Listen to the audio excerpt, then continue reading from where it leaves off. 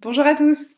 Dans cette vidéo, je vais terminer le programme du cours en vous présentant les deux derniers tests de comparaison de moyenne ou de médiane, à savoir l'ANOVA et le test de Kruskal-Wallis. Les tests de comparaison vus jusqu'à maintenant s'appliquaient à deux séries de données uniquement.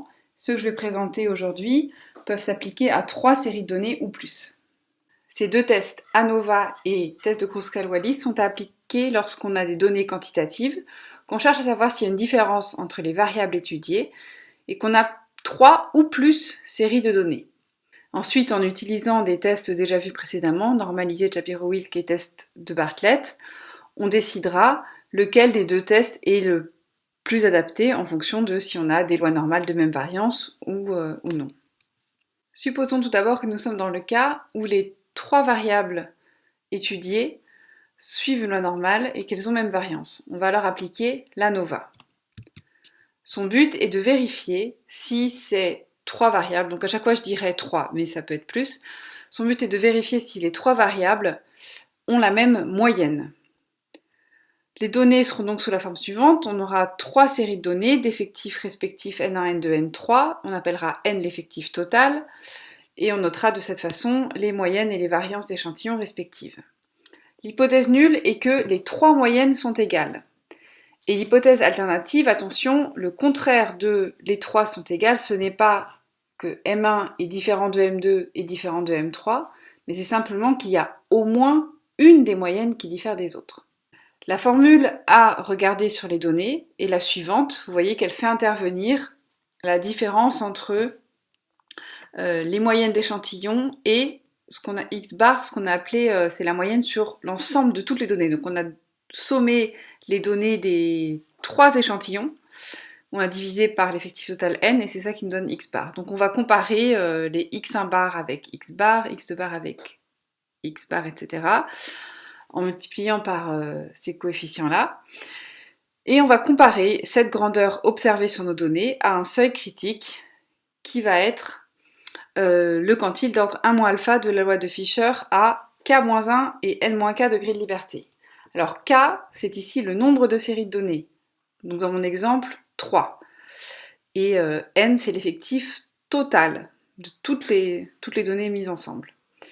Et donc on va rejeter h0 au seuil alpha si cette grandeur est trop grande. En effet, si h0 était vrai, ben normalement tous les x1 bar, x2 bar, x3 bar devraient tous se ressembler et être tous proches de la moyenne globale. Donc ça aurait tendance à être petit. Si on ne rejette pas h0, ça veut dire que l'on conclut qu'il n'y a pas de différence significative entre les moyennes. Donc on s'arrête ici. Par contre, si on rejette h0, ça veut dire qu'il y a au moins une des moyennes qui diffère des autres. Bon, si c'est le cas, on aimerait savoir laquelle ou lesquelles des moyennes diffèrent des autres. On va alors faire un test post hoc, ça veut dire un test a posteriori, qu'on appelle le test de Tukey.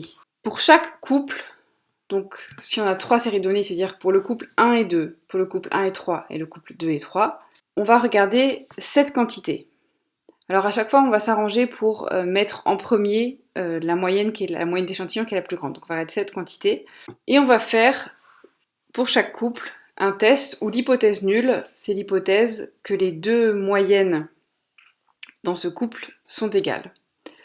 Et on va rejeter cette hypothèse-là au seuil alpha si la valeur observée là-dessus est plus grande que le seuil critique qui est le quantile d'ordre 1 alpha de la distribution qui va être présenté dans la page juste après. Donc en fait l'idée c'est ça, c'est de faire 3 fois un test qui ressemble un peu à un test T, puisqu'on compare les moyennes d'échantillons, sauf qu'ici on prend en compte l'effectif total des 3 séries de données, puisqu'ici on fait apparaître le n-k et que également dans le seuil critique prend en compte ce nombre de séries de données. Donc le Q critique va être le même pour tous les couples qu'on va regarder, mais à chaque fois la quantité regardée, observée pour chaque couple va potentiellement être différente. Et la deuxième méthode, si on a un logiciel sous la main, c'est simplement de regarder pour chaque couple la p-valeur associée aux données observées et de regarder si elle est plus grande ou plus petite que alpha, et donc de rejeter, comme à chaque fois, l'hypothèse mi égale mj si la p-valeur est plus petite que alpha. Vous avez ici la table statistique de tous les quantiles d'ordre 0,95 de la distribution qu'on doit utiliser où ici, dans les colonnes, vous voyez le nombre de séries de données, donc K, et ici, ce que vous avez, c'est N-K. Exemple suivant, où on cherche à savoir s'il y a une différence entre les rendements de 3 types de champs, sableux, argileux et limoneux. Vous voyez donc qu'on a 3 séries de données quantitatives. On a vérifié au préalable que pour chacune d'elles, on avait bien une loi normale. Et donc la question qui se pose, c'est est-ce que le type de sol a un impact sur le rendement des plantes? Autrement dit, est-ce qu'il y a une différence entre ces 3 variables aléatoires? Comme indiqué ici, on a vérifié au préalable que chacune des variables suivait une loi normale et que leurs variances sont égales. On est donc bien dans ce cadre-là où on a 3 séries de données quantitatives, loi normale, variance égale. On va donc appliquer une ANOVA. L'hypothèse nulle, c'est que les 3 moyennes des rendements dans les 3 champs sont égales, et l'hypothèse alternative, c'est qu'au moins une des moyennes diffère des autres. La valeur à regarder sur nos données est la suivante, donc je vous ai dit qu'elle faisait intervenir les moyennes de chacun des échantillons, donc sur le champ A, sur le champ B, sur le champ C, la moyenne de toutes les séries de données ensemble, avec, voilà, pondérée par certains coefficients où on fait apparaître notamment les variances de chacune des séries de données. On obtient une certaine grandeur qui est à comparer à un seuil critique donné par le quantile d'ordre 0,95, si on a choisi un seuil à 5%, de K-1 et N-K degrés de liberté. Alors K ici c'est 3 puisqu'on a 3 séries de données, donc d'où le 2. Et N-K c'est parce qu'on a en tout 18 données. Et ce quantile, si vous allez voir la table de Fisher, il vaut 3,688. On est au-dessus du seuil critique, donc on rejette l'hypothèse nulle au seuil 5%. Conclusion, il y a une différence significative de rendement entre les 3 types de sols. On arriverait à la même conclusion en regardant la p-valeur qui est plus petite que le seuil choisi.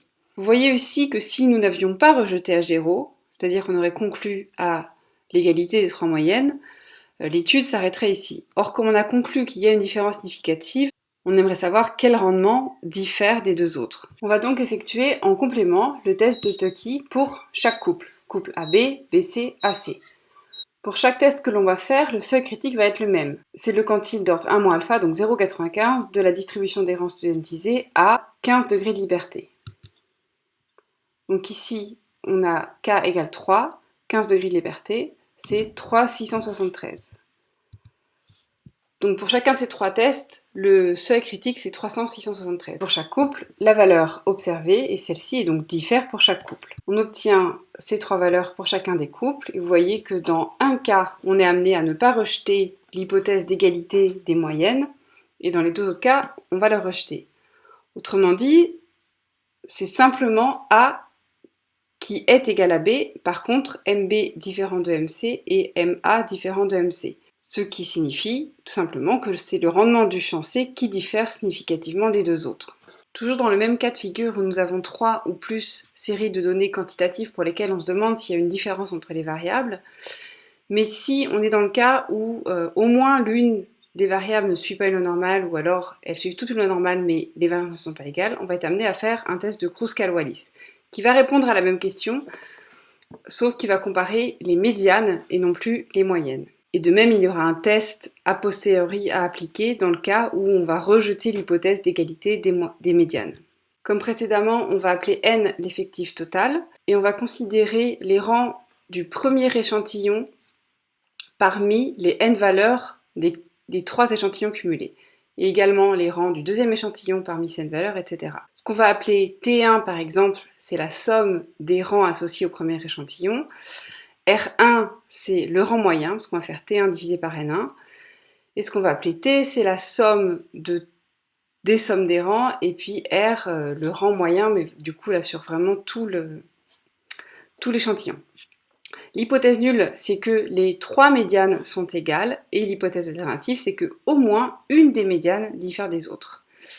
La statistique de test à considérer sur nos données, c'est la différence entre le rang moyen de chaque échantillon par rapport au rang moyen total. Donc vous voyez que c'est un peu la même idée que pour l'ANOVA ici, sauf qu'ici on comparait les moyennes d'échantillons avec la moyenne globale. Ici on fait un peu la même chose, sauf que ce qu'on regarde ce sont les rangs. Si l'hypothèse nulle était vraie, les échantillons devraient être répartis un petit peu de la même façon. Donc le rang moyen pour le premier échantillon devrait être proche de celui pour le deuxième, pour le troisième, et donc toutes ces grandeurs devraient être assez petites et le cas observé devrait être assez petit. C'est pourquoi on va rejeter H0 si cette grandeur est trop grande.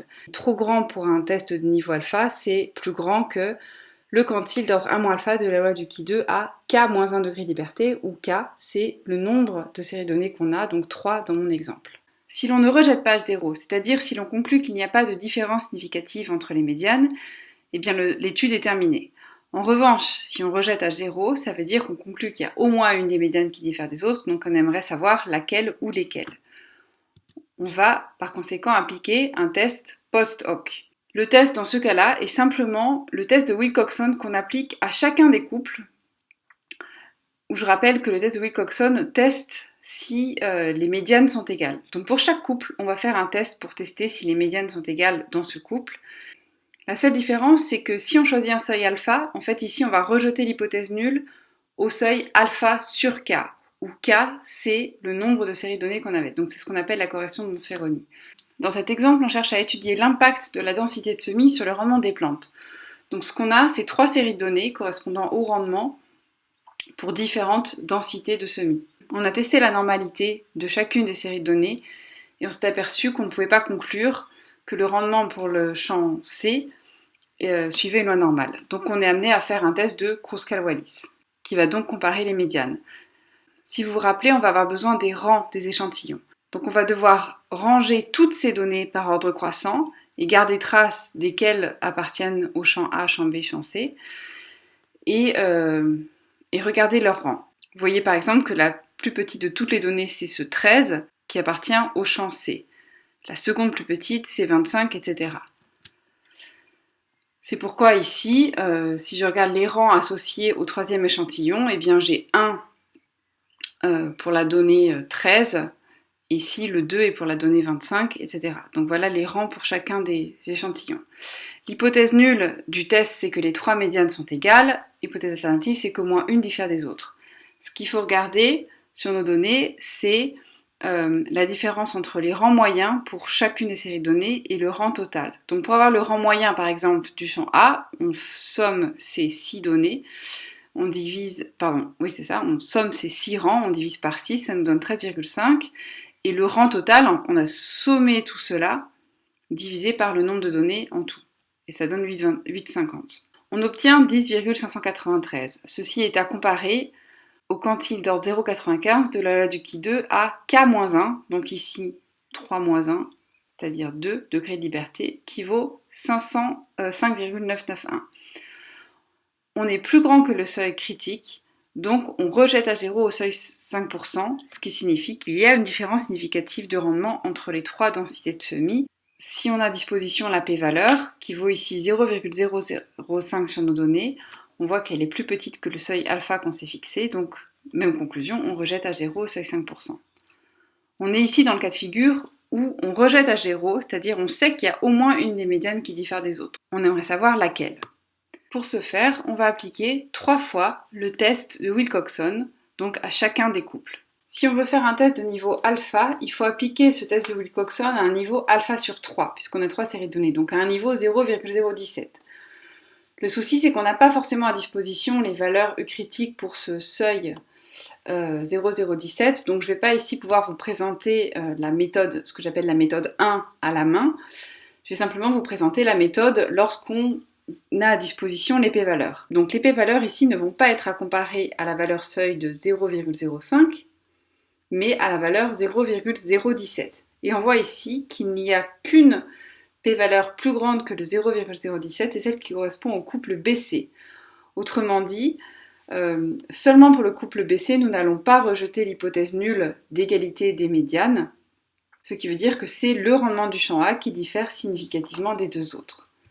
Et cela confirme ce que nous avions vu graphiquement en traçant les 3 boîtes à moustaches.